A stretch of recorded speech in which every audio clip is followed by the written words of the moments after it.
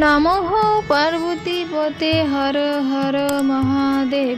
আমি স্বপ্না, আর আমি আজকে বৃহৎশিব মহাপুরাণের ত্রয়োবিংশ অধ্যায়ের মহেশের লিঙ্গ স্থাপনের আজকে 7 নম্বর, 8 নম্বর এবং 9 এবং 10 নম্বর পাঠ করতে চলেছি। তো তোমরা সকলে চলে এসো বৃহৎশিব মহাপুরাণের মধুর বাণী শ্রবণ করতে। আজকের শ্লোকটি হলো গৃহে সমাগতম দুরাদুতিথিম য পরা নিষেধ তস্যব সুকৃতম নিত্যাশ্রয় দুষ্কৃত পুনঃ।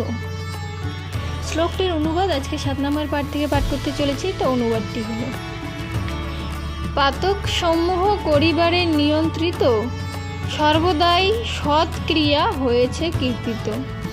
যাদের কুরুষ দেহ পাপী অতিশয় সহজে লোভিতে সিদ্ধি সমর্থনা হয়, সে কারণে এই জনসমাজে নিশ্চয়ই সৎপথ